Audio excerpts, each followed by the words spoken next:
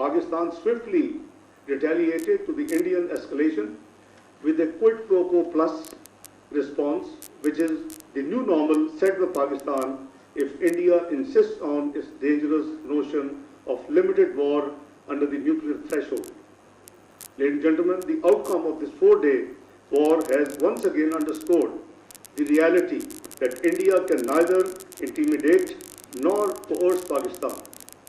New Delhi must therefore rethink its present coercive and misguided policies that threaten peace and undermine security in South Asia. Pakistan also remains determined to protect its rights and entitlements under the Indus Waters Treaty. We firmly reject attempts by India to weaponize water in pursuit of its narrow geopolitical objectives. India's illegal and unilateral action of putting the treaty in abeyance has no validity. Pakistan will continue to mobilize all relevant international and legal fora to highlight India's violations of international law and the treaty's provisions. We have made very clear in the National Security Committee meeting on 24th of April that any action by India to divert the flow of water would be considered as an act of war. Pakistan will not allow India to hold its 240 million people hostage to hydro-terrorism. Ladies and gentlemen, Pakistan values the efforts of all friendly countries, including the United States, Kingdom of Saudi Arabia, UAE, Turkey, that resulted in preventing further escalation between India and Pakistan and putting the ceasefire in place. Going forward, it is essential to consolidate the ceasefire, institute a reliable crisis management mechanism, and develop confidence-building measures that would help stabilize the regional security situation. Ladies and gentlemen, beyond conflict management, moving towards dispute resolution is indispensable.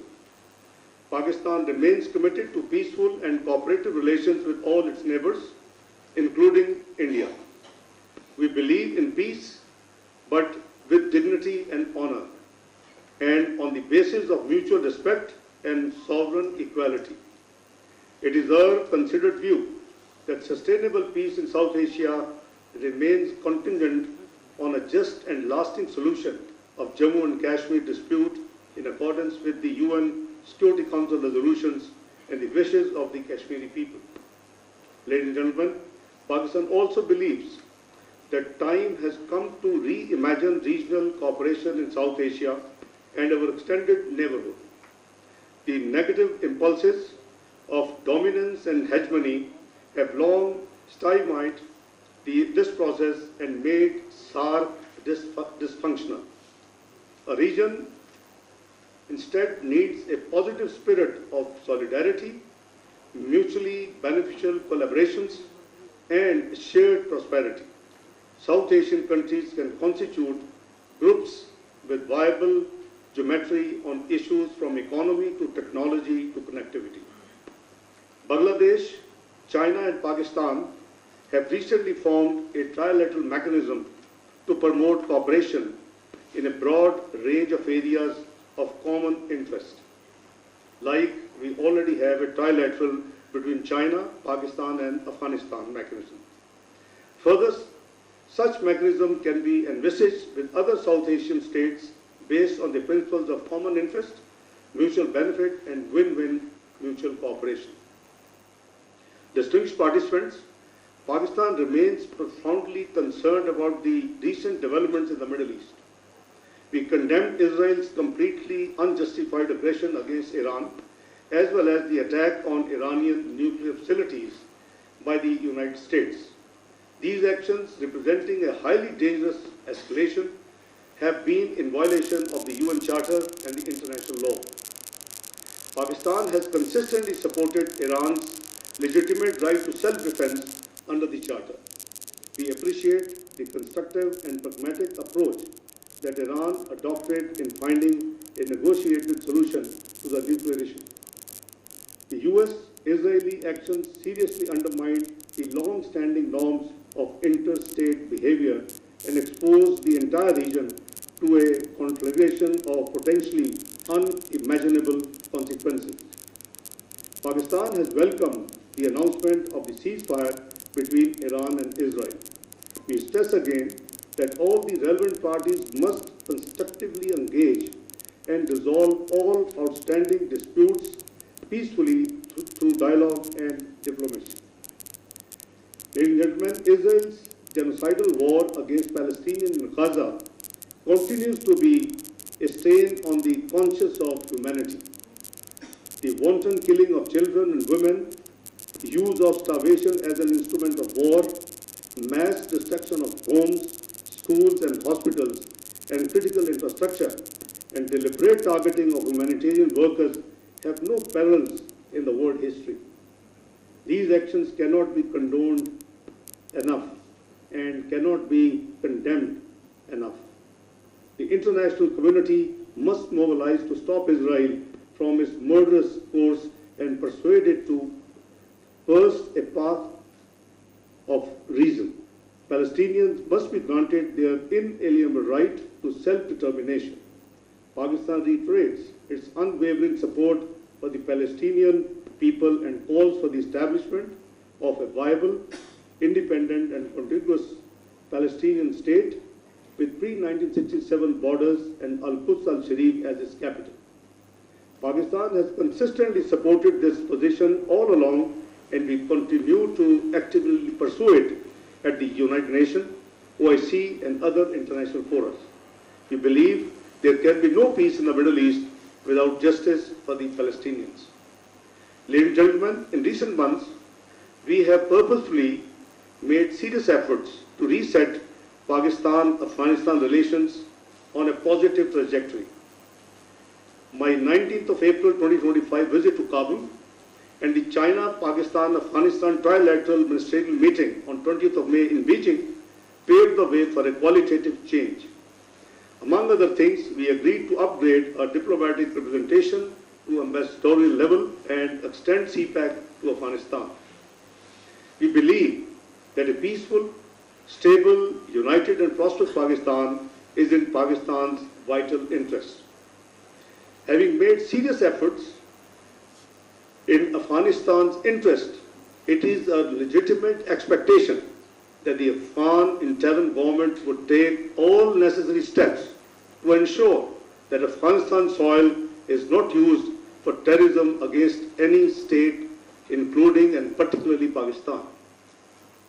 Ensuring this is in Afghanistan's own interest, as it will strengthen the internal security and improve the relations with neighbors, principally Pakistan. If the interim Afghan government works with complete sincerity and wholeheartedly, the fruits of our economic cooperation, efforts for regional integration and connectivity would be enormous, for which Pakistan is making serious efforts globally. Not only the people of Afghanistan will benefit tremendously, but also the dividends of shared prosperity would extend to Central Asia and beyond. Ladies and gentlemen, while I have shared Pakistan's perspective on some of the major hotspots globally, our overall foreign policy remains proactive and result-oriented.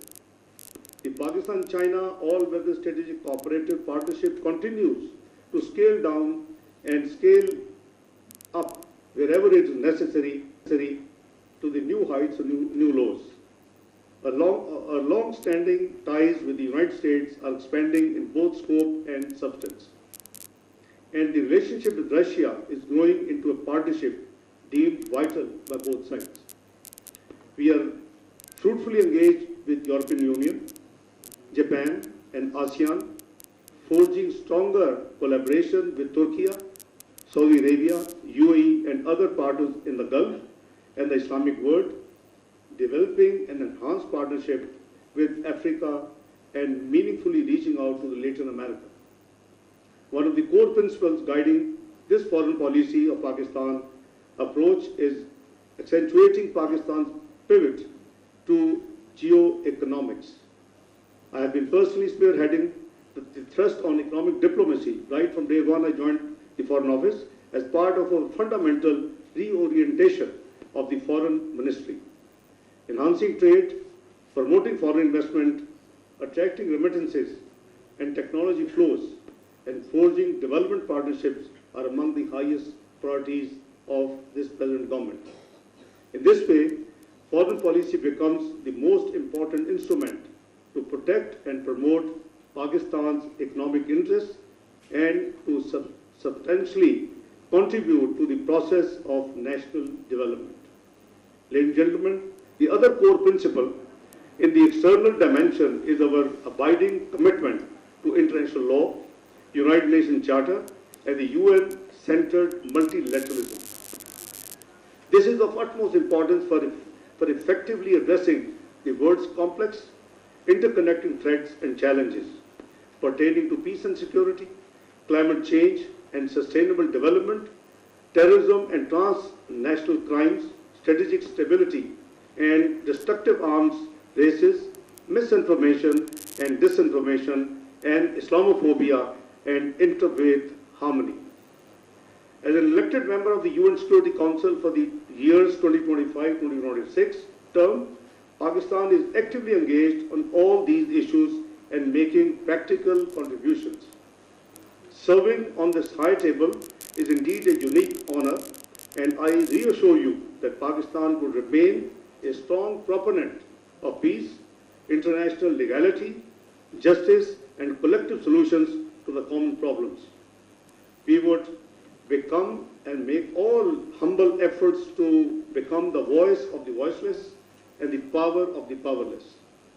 With these words, I congratulate the ISSI on its Foundation Day celebration again this year and thank them for providing the opportunity to share my thoughts with this august gathering.